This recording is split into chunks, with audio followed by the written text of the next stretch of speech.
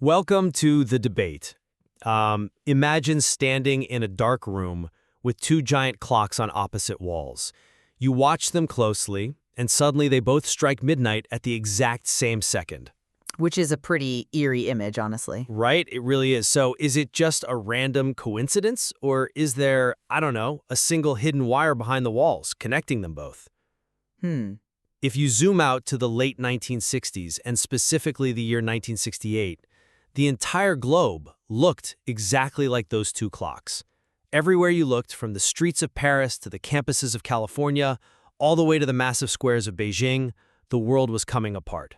Yeah, it was a year of just, well, absolute global upheaval. Exactly. The youth were rising up, systems were crashing down, and societies were splitting into chaos and change. The historical timeline is identical. It is. But the question we have to answer today is whether we should view the late 1960s as one shared global movement where a unified generation of youth rattled the old order, or if the events in the West and China were just, completely different phenomena that just happened to take place at the exact same time. Right. It's a massive question. I will argue that these events were a single, unified, parallel game of youth rebellion driven by the exact same generational fault line. And I will argue that sharing a timeline simply does not mean sharing a purpose. I'll be making the case that they were entirely opposite storms with vastly different goals. Well, let's look at the sheer scale of the historical reality first. When you examine the source material describing this era, you are hit with a highly unified period of global upheaval. Okay. The driving force everywhere was singular. It was the young rising up against the old guard. Yeah, but Just to finish the thought, the source shows us that whether you're looking at students and 10 million striking workers bringing Paris to a total halt, or anti-war hippies in California, or millions of young students marching in China, it was a worldwide parallel game. I hear what you're saying about the scale. Right. Because despite the massive geographic distances and cultural barriers, both the West and China experienced this exact same wave of shaking up established structures. But see, you see a global wave, but I see entirely disconnected events. Your seismic fault line analogy kind of breaks down the moment you look at the actual motivations. You don't think the motivations were similar? No, not at all. I view these events as opposite storms because the profound differences between them are just impossible to ignore. In the West, the movement was explicitly defined as a demand for peace. Right. Make love, not war. Exactly. Their banner literally read, "Make love, not war." They were pushing back against their governments. But across the ocean, China burned in a fanatic flame and drowned in ideological terror. Okay, the methods were harsher, yes. It's more than just harsher methods, though. The Chinese youth were not pushing back against their government. They were acting as the weapons of their government. Lumping a Western cultural revolution, which was about sexual freedom, rock and roll, and demanding peace, together with an Eastern campaign of ideological terror, ignores how these two worlds operated. But your focus on the difference in violence ignores the shared target of both movements. Let's look closely at the old guard. Okay, let's look at it. The core similarity is that everywhere, the young were actively dismantling the old order.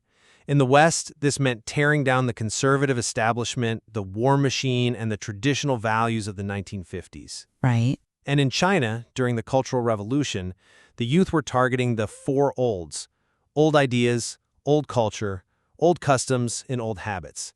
In both places, you had a youth demographic actively trying to tear down what the older generation had built.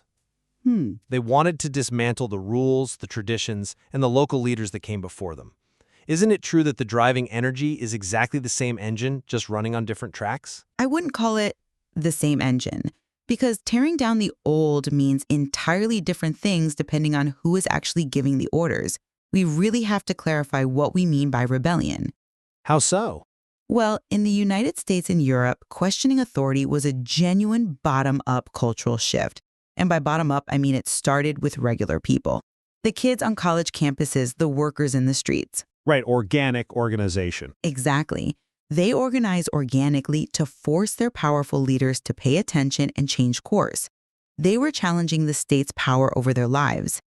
In China, the rebellion was not bottom-up. It was entirely top-down. Directed by the leadership. Yes, specifically the supreme leader, Mao Zedong. He felt his political power slipping among the older party elites. So he intentionally closed the schools and commanded the youth to form Red Guards. He weaponized teenagers to attack his political rivals under the disguise of a youth rebellion. Sure, the supreme leader encouraged it, but the youth still carried it out with their own intense energy. I mean, they weren't just reluctant soldiers. They were passionate, yes. Right. They were passionate believers tearing down their teachers and local authorities. If youth everywhere are suddenly rejecting the old guard, isn't that a single global awakening rather than a coincidence? They were passionate, but they were acting on behalf of the ultimate old guard. That brings us to a massive historical paradox that, for me, really destroys the idea of a shared movement. Go on. In the West, young people were fighting to destroy the state's power over their lives. They wanted the freedom to live how they chose. In China, the young people were mobilized to grant the state absolute power over everyone's lives. That is a stark contrast, I'll admit. It's fundamental. Western youth wanted to escape the system. Chinese youth were the enforcers of the system. A bottom-up demand for personal freedom in a top-down campaign to enforce total state control are not the same engine. They are completely different machines. You are focusing heavily on the political mechanics, but I'd argue that misses the raw human emotion of the era. The feeling of being trapped by the old ways was universal. Was it, though? Let's test your theory by looking at the specific catalysts, the reasons why these events actually kicked off. You argue they were completely disconnected. Because they were. If we want to understand why these events happened, we have to look at the specific triggers. Our source text explains that the main driver in the West was specifically the Vietnam War. The anti-war movement, yeah. It was the bloodshed, and more importantly, it was the brutal reality of the military draft. Which meant the government was running a lottery, basically pulling young men out of their homes. Right. And forcing them into a jungle halfway across the world to fight a war they didn't understand or support. Exactly. We have to understand the mechanism of the draft to understand the American rebellion. If your birth date was pulled, you had to go to war, and you might die. The rebellion in America was, at its core, a survival response. It was definitely life or death for them. Young people were demanding peace because they were literally being fed into a war machine against their will. China's upheaval had absolutely nothing to do with protesting a foreign war or demanding peace. There was no draft. There was no foreign jungle. The trigger was domestic. Yes. The catalyst in China was a dictator's paranoia about internal political purity. It was about enforcing a single strict way of communist thinking and eliminating anyone who showed a hint of traditional thought. The trigger in America was the fear of dying in a foreign war. The trigger in China was an engineered domestic purge. Okay, you're centering the entire Western experience on the American draft in Vietnam. But let's look at Europe to see why this was truly a global, unified movement. Europe had a very different context. Right. In May of 1968, Europe's streets filled with rage and cries. Paris erupted. The catalyst there started with students protesting strict university rules and cramped dormitories. Which is a far cry from the Vietnam draft. But it exploded into a nationwide rejection of the modern capitalist system. We are talking about students eventually joining forces with 10 million striking workers, 10 million people walking off their jobs, effectively shut down the entire French economy. Wow. Those factory workers and students in Paris were not striking because of the American draft in Vietnam. No, they were striking over wages, working conditions, and the rigid leadership of the French president. It was a domestic dispute. But that is exactly my point. The specific local trigger, Vietnam and America, university rules and labor conditions in France, political purges in China was just the match. The match? Yes, the gasoline was the same everywhere. Young people, and eventually the working class, felt suffocated by the post-war order. They felt the global system itself was broken and sterile. I see the connection you're trying to make. The spark that started the fire was different in California than it was in Paris or Beijing, but the global response, this massive, uncontrollable explosion of the old order, was incredibly unified. I can't agree that it's unified. You do not get 10 million people walking off their jobs in France, 500,000 people gathering in fields in America, and millions of Red Guards marching in China unless there is a shared underlying sickness in the global order that the youth are reacting to. The whole world was coming apart at the exact same moment. Well, the timing of the explosion does not change the nature of the explosion. I want to dive deeply into the source's most striking contrast, which I think completely shatters the idea of a unified movement. Go ahead. The text explicitly states, one crushed its thinkers, the other questioned everything. You cannot brush past how fundamentally opposed those two concepts are. I'm not brushing past it. The methods were drastically different, but the rejection of the old world was the same. The methods define the movement, though. Let's look at how these movements actually operated on the ground. In America, as the text says, they tripped in the mud of Woodstock. Right, the music festival. But the mud of Woodstock isn't just about a festival getting rained on. It represents dropping out of polite society. It was a physical rejection of the neat, sterile, violent world of the 1950s establishment. They were opening up the culture. Yes, they chose to get messy. They chose to live communally, share resources, and listen to new art. It was a movement that questioned everything. And when you question everything, you create a space for new ideas, new freedoms, and a genuine demand for peace. Which is very different from the Chinese experience. Exactly. In China, the fanatic flame drowned the country in ideological terror, specifically through Red Guard ink. The big character posters. Right. That ink refers to the posters the youth painted and hung all over the cities. These posters publicly named and shamed teachers, intellectuals, and local leaders. It was a brutal public shaming. If your name was written in that ink, you were dragged into public struggle sessions. You were humiliated, beaten, or worse, just for knowing too much or thinking differently. The movement actively crushed its thinkers. The consequences were definitely terrifying. If you asked questions, you were a target. If you disagreed, you were an enemy of the state. You simply cannot call it a shared global movement when one side's defining feature is creating freedom of thought, and the other side's defining feature is the violent destruction of thought.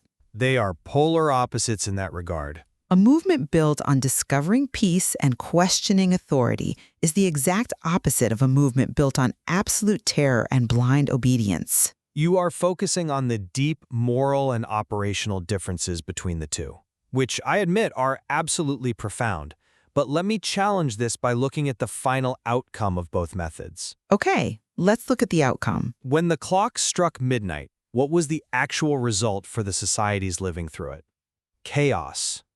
Complete structural upheaval. Well, yes, chaos. Even though American youth tripped in the mud of Woodstock and Chinese youth drowned their society in the ink of propaganda, both actions resulted in massive societal breakdown. But the type of breakdown matters. If a hurricane destroys a house and a construction crew with a bulldozer destroys a house, the end result is a destroyed house. Right. But you would never say the weather and the construction crew are playing a parallel game. They are entirely different forces. The chaos in the West was the chaotic pursuit of a new way to live together without war. In China? The chaos in China was engineered destruction to force everyone to conform to a single terrifying rule. To say they are the same just because they both caused a mess ignores the actual human experience of living through those events. I disagree that the outcome is just a mess. The outcome was the permanent fracturing of the old world. Does the difference between the hurricane and the bulldozer really erase the fact that both societies were fundamentally broken apart by the exact same demographic at the exact same moment in history? I think it does. Whether you're questioning everything and creating counterculture, or crushing thinkers and enforcing political purity, the end result is that the generation in power is terrified and the structures of society are shaken to their core. If the historical result is the same, the globe splitting into chaos and change led by the young, then the parallel game remains completely real. It comes down to how you weigh the evidence, really. If you look from 1,000 miles up, you see the youth of the world in the streets and it looks like a unified timeline. But when you zoom in on the streets themselves, the illusion fades. Which brings us to the core of where we both stand on this incredible era. Yeah, it's time to summarize where we've landed. My position remains that the late 1960s will always be defined as a single, connected timeline of global awakening.